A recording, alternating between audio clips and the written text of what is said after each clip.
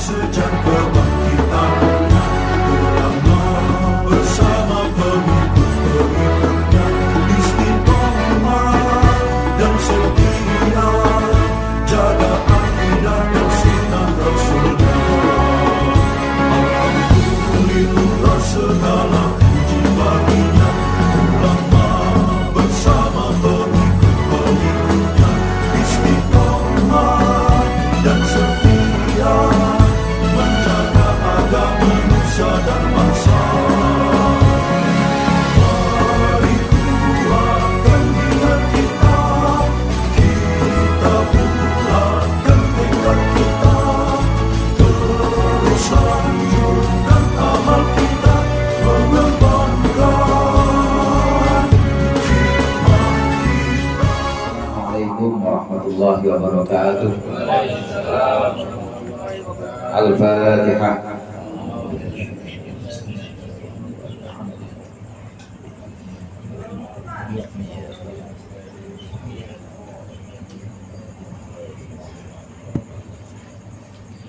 Alhamdulillahi jalla wa ala, ahmaduhu li jami'il ayati wal ala wa ashkuruhu syukra man ufiya minal bala. Allahumma salli wa sallim ala sayyidina Muhammadin alladhi ikhtassallahu bihi fadaila wa ala alihi alladhina amanu billahi wa rasulihi wa saddaqu bima qala wa asbihi wa ashabihi alladhina fazu bil iktida'i wa naru darajatil ula. Amma ba'd, fa inna ahsanal hadithi kitabullah wa khairul hadi hadi Muhammadin sallallahu alaihi wasallam wa syarrul umuri muhdatsatuha wa kullu muhdatsatin bid'ah wa kullu bid'atin dhalalah wa kullu dhalalatin finnar. Segenap jamaah Majelis Ta'lim Al-Hidayah yang dirahmati oleh Allah, alhamdulillah malam hari ini kita berkumpul melanjutkan pengajian kita, yakni kitab Bidayatul Hidayah. Mudah-mudahan apa yang akan kita baca menjadi ilmu yang bermanfaat. Amin ya rabbal alamin. Termasuk dari bahayanya lisan, yaitu ghibah, membicarakan aib atau cacat kekurangan orang lain, baik itu kekurangan bentuk fisik, kekurangan nasab atau keturunannya, kekurangan harta, bahkan kekurangan agamanya. Itu termasuk yang bahaya dari lisan kita.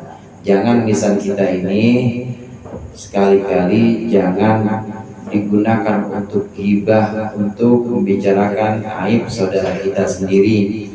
Termasuk kemarin disebutkan, termasuk kebodohan yang paling parah itu apabila seorang melihat bahwa dalam dirinya tidak ada kekurangan sama sekali. Nabi Musa alaihissalam itu pernah diperintahkan oleh Allah, ya Musa, wahai Musa, coba kamu cari makhluk yang paling buruk. Dicari sama Nabi Musa, hadirin, dicari di golongan atau dari rombongan manusia, kemudian dari makhluk-makhluk yang lain, sampai Nabi Musa menemukan seekor anjing kurap, saudara. Anjing kurap udah nggak berdaya, jalannya aja di sempoyongan, jelek banget, kulitnya udah pada kopeng semuanya. Nah kemudian ini Nabi Musa melihat, jangan-jangan ini makhluk yang paling buruk nih. Sampai kemudian Nabi Musa sadar, dan Nabi Musa tidak menyimpulkan bahwa anjing itu yang paling buruk. Dan kembali Nabi Musa kepada Allah. Nabi Musa bilang, ya Allah, saya sudah cari dari deretan manusia, dari deretan binatang, makhluk-makhlukmu yang lain, dan saya tidak ketemu makhluk yang paling buruk kecuali diri saya, ya Allah. Begitu saudara. Harusnya kita merasa bahwa diri kita lah yang paling hina, yang paling nista dan yang paling rendah dibanding orang-orang yang lain. Ini untuk memunculkan sifat tawadhu kita, dan juga untuk menghindarkan jangan sampai kita sibuk kita meneliti aib orang lain sementara kita lupa dengan aib sendiri. Oleh karenanya di sini Imam Ghazali berkata, qala al-musannif rahimahullah wa nafa'ana bihi wa bi'ulumihi wa bi barakatihi fid dharain amin. Walau aradallahu bika khairan labassaraka bi'uyubi nafsika.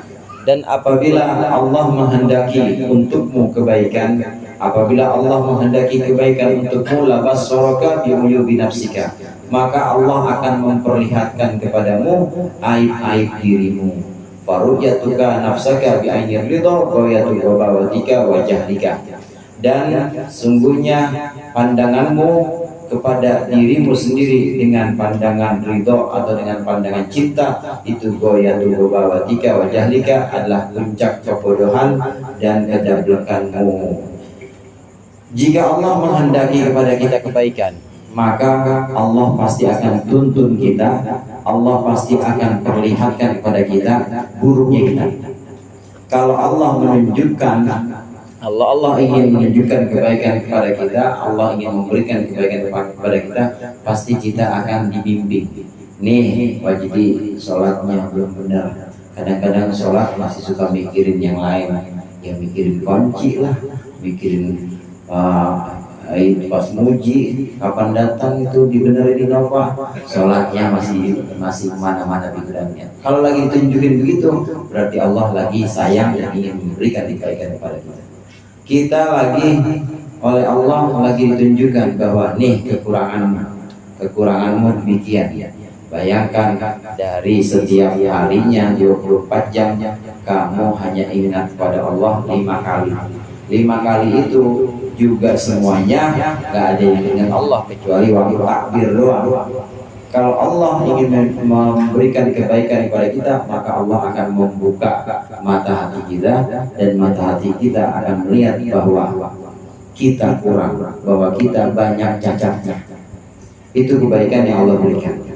Jadi bukan berarti Allah memberikan kebaikan, Allah memberikan satu kepada seorang satu yang sifatnya baik, itu bukan berarti bentuknya harus materi, bentuknya harus prestasi, harus sesuatu yang sifatnya kelihatan dan dinilai orang, bukan. Justru kebaikan pertama kali itu kalau Allah menunjukkan kepada kita bahwa kita kurang, bahwa kita masih lemah, bahwa kita masih banyak cacat-cacatnya. Sebaliknya, kalau Allah tidak memberikan kebaikan, kalau Allah ingin menyesatkan hambanya, maka Allah akan membuat orang itu lupa bahwa dirinya kurang.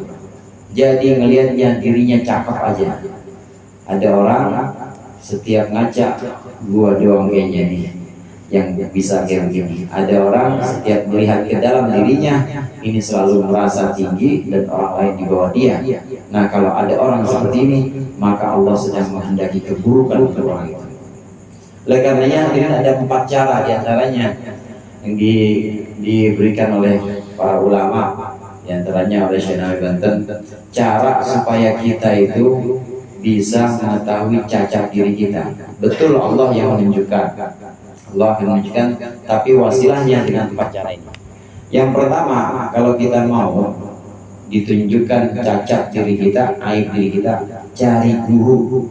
Gurunya guru mursyid, gurunya guru yang benar-benar menunjukkan kepada kita, guru yang benar-benar menunjukkan bisa memanage atau bisa mengelola rohani kita. Biasanya dengan pikiran-pikiran tertentu, dengan riyadhah atau latihan puasa. Ini guru-guru yang seperti ini yang bisa menunjukkan cacat diri kita. Nanti ditunjukin sendiri bahwa kita kurangnya kita ini masih suka di alam, masih suka kalau ada orang datang cium tangan, itu rasanya demen banget. Nah, ditunjukin sama guru, tunjukin sama guru yang benar-benar mursyid, guru yang benar-benar menunjukkan kepada kita, guru yang benar yang menunjukkan bagaimana kita kurang, bagaimana kita cacat dan banyak aib yang masih ada dalam diri kita. Ini satu. Yang kedua, supaya kita tahu cacatnya diri kita, maka kita cari teman, cuma sodiqun soduq, yaitu teman-teman yang benar-benar teman. Jamaah rahimahullah, teman yang benar teman itu bukan teman yang demen muji temannya, bukan. Teman yang sesungguhnya, teman yang sejati. Ini waktu ada kawannya kurang, kawannya punya kesalahan, ditegur, dan ente gimana sih tiap janji sama orang agak benar tepatin. Ini ente rada sombong nih kalau begini nih, jalannya aja udah ketahuan, jalannya udah kayak orang menang-menangan. Nah, ada teman yang seperti ini, teman yang bisa menilai kita dan bisa menasihati, bahkan negor atau ngomelin kita, ini teman yang bagus.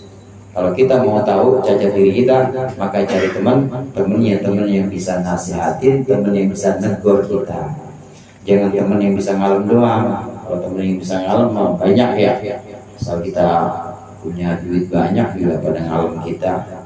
Pokoknya kita traktir terus, dibeliin ST, dibeliin kopi, dibeliin semuanya. Ditraktir, ini temen yang begini nggak bisa, nanti dia nggak akan bisa memberikan nasihat. Teman yang sesungguhnya, teman yang bisa mengerti, yang bisa tahu bahwa kita kurang dan dia negor kita. Cari teman yang seperti itu. Ini cara yang kedua untuk mengetahui cacat kita. Cara yang ketiga untuk mengetahui cacat kita itu dari mulut musuh kita sendiri. Biasanya namanya musuh itu nggak mungkin nilai cakep, nggak mungkin kasih konten 100 sama musuhnya.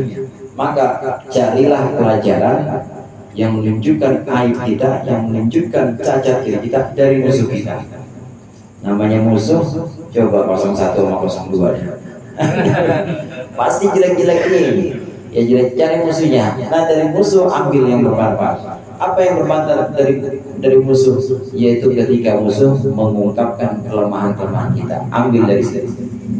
Dengan dibukanya cacat kita, dibukanya kelemahan kita oleh musuh kita, maka kita bisa berbenah, kita bisa memperbaiki diri kita sendiri. Musuh itu ada manfaatnya juga untuk cermin. Musuh bisa bermanfaat juga untuk ukuran kita. Ukurannya musuh pasti ukuran yang jelek-jelek. Nah di situ kita ambil bahwa diri kita memang masih jelek dan masih kurang. Di situ jadi titik tolak untuk kita terus membenahi hati kita, untuk membenahi diri kita lebih baik lagi. Cara yang ketiga. Yang keempat, guru belum punya. Temen ya temen gitu aja, ngopi bubar, nggak ada yang kasih nasihat. Musuh juga nggak punya, namanya orang baik. Orang sini nggak ada yang punya musuh kan ya? Iya. Main catur nggak ada musuhnya. Musuh nggak punya juga. Nah kalau nggak punya, yang penting kumpul bareng aja sama orang. Kumpul bareng.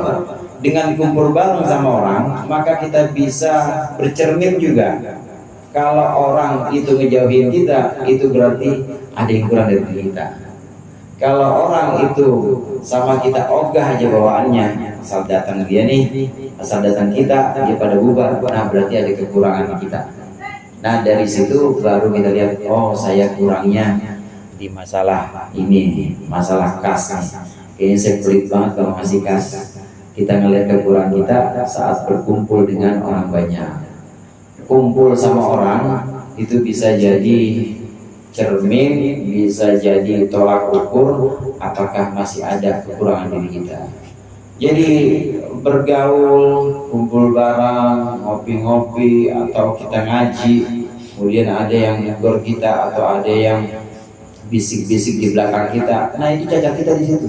Ambil positif aja, ambil positif, jangan terus marah dan terus bilang ente ngomongin anda di belakang ya, jangan. Ambil positif bahwa iya, ya Allah makasih engkau tunjukkan cacat saya di lisan orang-orang banyak ini.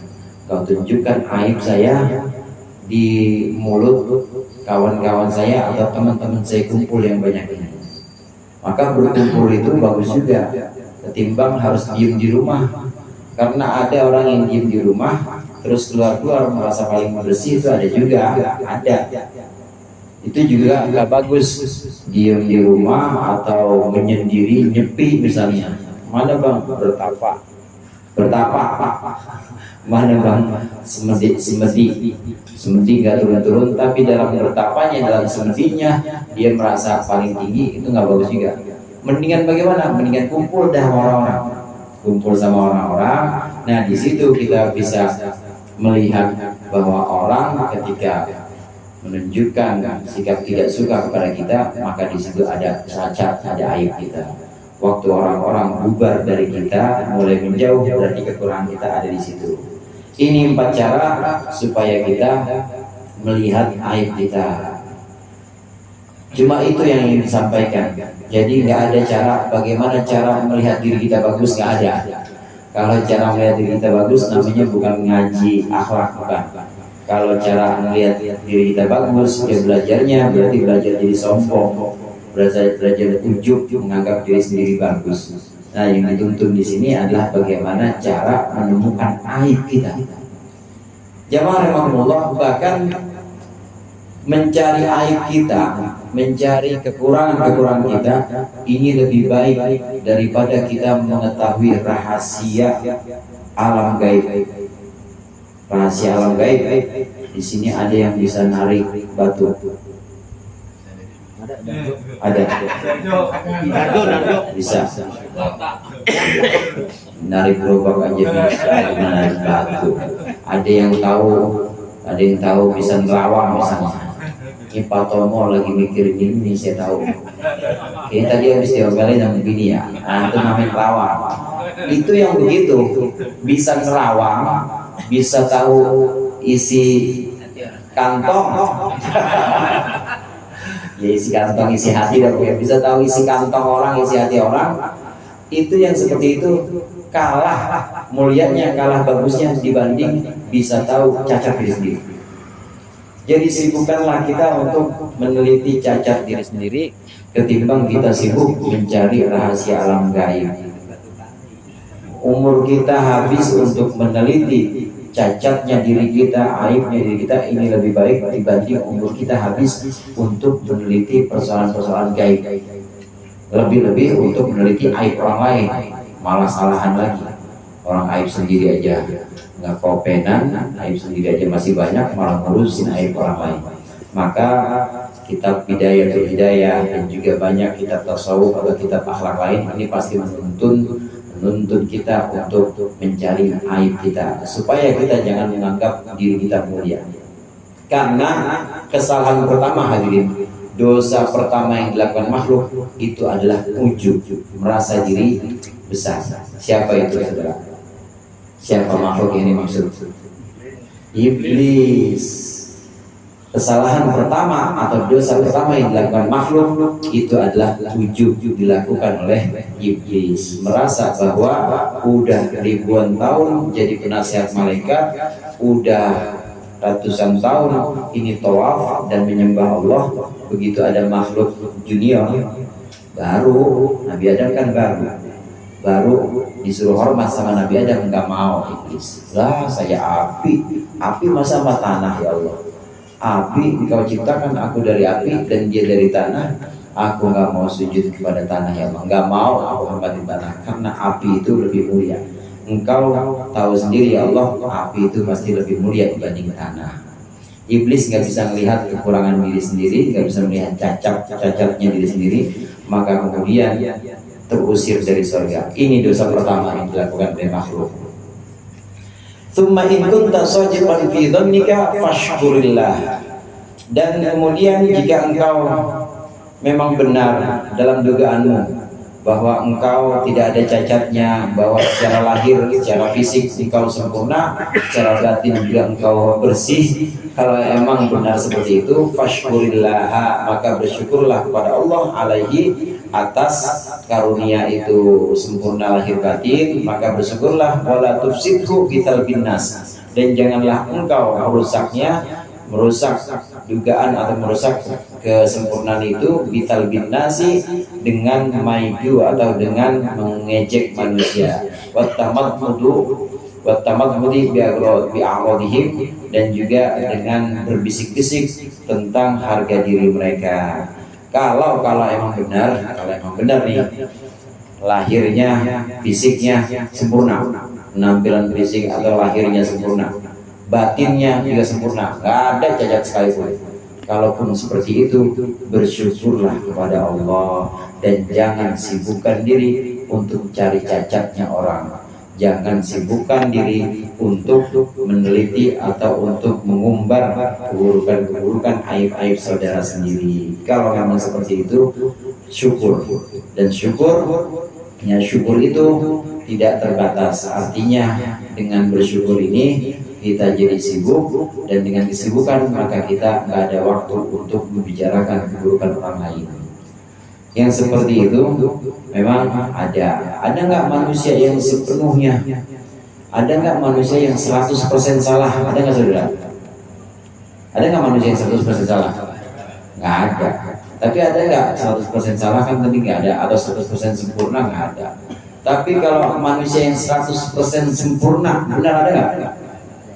Ada nggak? Ada, Nabi Muhammad. Dan Nabi Muhammad itu bersyukur. Nabi Muhammad tidak pernah gibah. Nabi Muhammad bersyukur. Syukurnya Nabi Muhammad, sholatnya itu sampai kakinya bengkak saudara. Waktu ditanya oleh Siti Aisyah, ya Rasulullah, sholat nggak begini-gini anak? Bukankah Allah sudah menjanjikan engkau surga? Bukankah Allah sudah mengampuni dosamu ma taqaddama min dzambik wa ma ta'akhkhar, dosamu yang lalu dan yang akan datang kan sudah Allah ampuni. Kenapa sholat gini-gini amat? Kata Siti Aisyah. Maka Nabi Muhammad menjawab, apakah tidak boleh aku menjadi abdan syakur? Apakah tidak boleh aku menjadi hamba yang banyak bersyukur?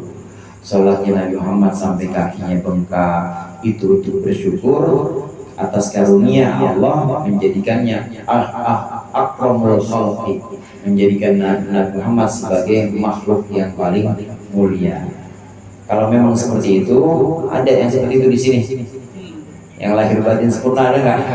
Kalau emang ada, maka sholatnya harus kayak Nabi Muhammad, sampai kakinya bengkak. Sampai kakinya bengkak, benar-benar bersyukur karunia Allah yang sudah diterima, yaitu berupa kesempurnaan lahir batin. Mudah-mudahan kita bisa mengamalkan apa yang disampaikan oleh pengarang di sini, dan Allah bimbing kita untuk istiqomah, untuk bisa terus ngaji dan belajar serta mengamalkannya. Lebih kurang yang saya mohon maaf. Wallahul muwaffiq ila aqwamit thoriq. Assalamualaikum warahmatullahi wabarakatuh.